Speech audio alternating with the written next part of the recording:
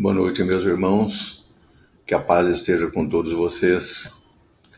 Hoje nós vamos conversar um pouco sobre as mentiras na visão espírita. Diz o provérbio, no provérbio 12, no capítulo 12, que o Senhor odeia os lábios mentirosos, mas deleita com os quais falam a verdade. Quantas vezes, na falta de coragem ou imposição de nosso próprio caráter, nós deixamos de confessar ou dizer a verdade diante daquele que necessita nos ouvir, daquele que necessita fazer com que tenha, naquele momento, essa palavra franca e aberta para que possa, assim, ser conduzida num novo caminho, numa nova oportunidade. Em Mateus, no capítulo 5, ele nos diz também da seguinte maneira: seja, porém, a tua palavra sim, sim, não, não. O que disse passar vem do maligno. Ou seja, nós sabemos que, muitas vezes, pela nossa condição de mentira, nós temos um momento de fraqueza na nossa personalidade que nós emitimos a nossa fraqueza e faltamos com a verdade diante daquilo que temos que tomar como decisão. E sabemos que no nosso dia a dia, quantos exemplos nós soubemos de as mentiras que no ditado popular, a mentira tem perna curta, nós podemos esconder aquilo dos homens, das pessoas, mas nunca de Deus. E muitas vezes essas mentiras que acontecem trazem muitos desacordos, as desconfianças, as separações e também nos traz muitos problemas, porque carregamos aquela falsidade, aquela vergonha. E desde então, todas as vezes que nos deparamos com as pessoas às quais emitimos essas nossas fraquezas, ou que mesmo lembramos, nos sentimos envergonhados. E nos diz na Bíblia também, no capítulo 20, em Êxodo: não dirás falso testemunho contra o teu próximo. Na visão espírita, e toda aquela visão que nós temos da nossa vida, nós temos que compreender que essa verdade, quando nós temos consciência daquilo que nos traz, ela nos traz a sensação de liberdade. Tiramos muitas vezes aquele peso da nossa consciência, das nossas costas, para que possamos assim sempre estarmos livres e comprometidos com aquela pessoa, na verdade, na franqueza. Conta-se uma história que num lugar onde existia um reinado, o rei e uma rainha tinham um filho. Esse filho, como príncipe, ao atingir a sua idade, a sua maturidade, a maioridade, ele chegou o momento de procurar a sua companheira, a sua esposa, tornando-a princesa no reino. Desde então, o rei anunciou por todos os lados, por toda a região, que seria escolhido pelo príncipe uma moça para que pudesse ele esposá-la, ser a sua mulher, ser a sua companheira. E desde então, que todas as moças daquele reino, naquelas cidades, naquele lugar onde se comprometia aquele reino, fizesse-se presente, para que então pudesse ser apresentado, e o rei, colocando seu filho a escolher a sua eleita. No dia, então, como foi todo feito todo o reino ficou sabendo. Todas as moças se prepararam muito, cada uma nos seus suntuosos vestidos, penteados, perfumes, vestimentas, muitas delas caríssimas, feitas e bordados a fio de ouro, para que pudesse impressioná-lo. E nesse intuito existia uma moça muito pobre, e ela também desejava muito participar.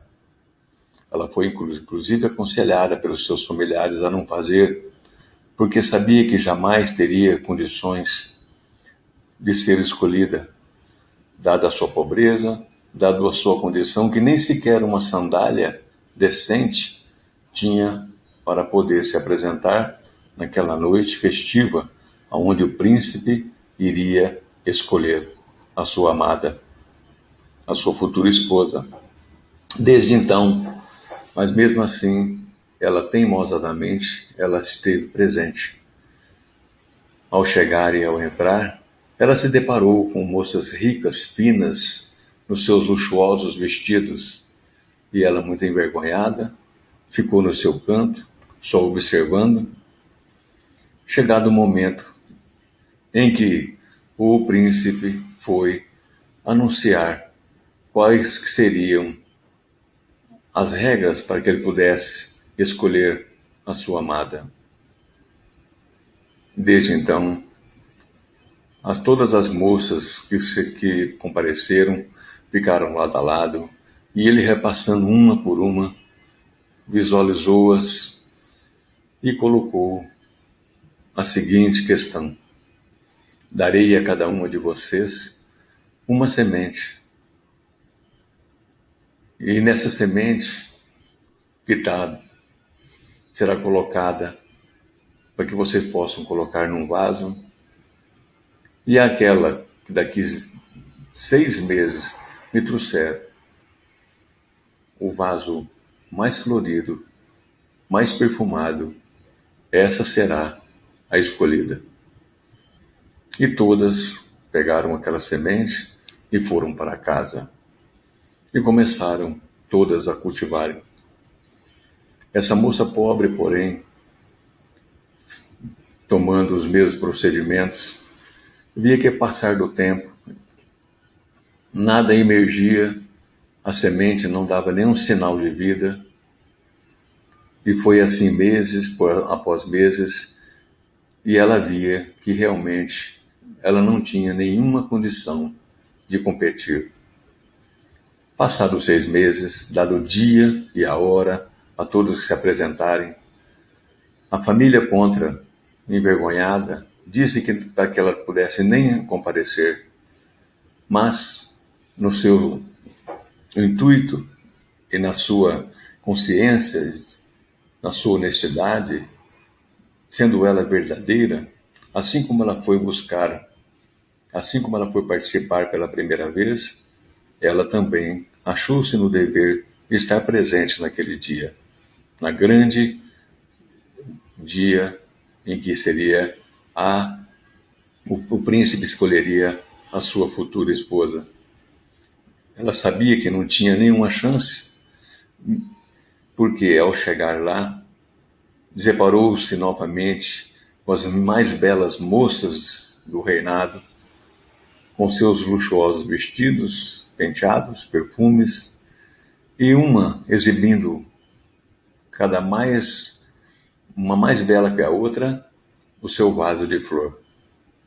Lindas, cheirosas, perfumadas, e ela, com o seu vaso, nem sequer apontado nenhuma sinal de germinação daquela semente que havia. Chegado o momento, o príncipe foi passando por uma, e vendo e observando a cada uma daquelas. E chegou o momento de anunciá-la. Foi quando o rei, para surpresa de todos, escolheu a moça pobre, escolheu a moça que havia levado o vaso sem nenhuma flor. Todas se revoltaram no momento. Houve aquele alvoroço no salão e o príncipe então fez a sua declaração. Essa é a minha escolhida, porque todas as sementes as quais eu distribuí eram sementes mortas, eram sementes que jamais nasceriam. E essa, a que trouxe o vaso vazio, ela veio com a pureza do seu coração, ela veio com a verdade, ela veio mostrar que apesar dela não ter conseguido o sucesso que todas vocês fizeram com outras sementes para poder me enganar, ela é escolhida pela sua verdadeira coragem, humildade e também eu sei que essa jamais vai me enganar ou mentir para mim. Então, é uma história bonita que nos relata que quem não falta com a verdade está sempre contrita com os princípios de Jesus, está sempre com os preceitos morais e também traz a segurança de uma vida limpa, de uma vida tranquila. Quantas vezes Deus nos coloca à prova da nossa fidelidade? Quantas vezes Deus nos coloca à prova em que possamos dar o nosso testemunho de amor, o nosso testemunho da verdade para com Ele, para com seu Evangelho, para que possamos assim ter a fidelidade ao amor ao nosso semelhante, o respeito. Então, em simples palavras, nós temos que ter a consciência de quem fala a verdade não merece castigo. E temos que ter a consciência de que quando nós nos sentirmos pressionados por uma questão aonde devemos dar o nosso testemunho, sejamos corajosos e sejamos justos, para que possamos assim ter sempre a consciência limpa, o amor verdadeiro, enfim, todas essas qualidades dos quais o Cristo nos pede. Portanto, meus irmãos, nos diz ainda no capítulo 10, de Mateus, portanto, não os temais, pois nada há encoberto que não venha a ser revelado, nem oculto que não venha a ser conhecido. E em João, no capítulo 8, nos diz, conhecereis a verdade e a verdade vos libertará. Portanto, façamos do nosso caminho, no nosso caminho iluminado, um caminho de franco, que temos sempre o objetivo sempre de ajudar e nunca nos comprometer com essa falsidade, com momentos de fraqueza, para que possamos assim ter uma vida digna e honrada. Que Jesus nos abençoe, nos ampare, hoje e sempre. E tenham todos uma boa noite.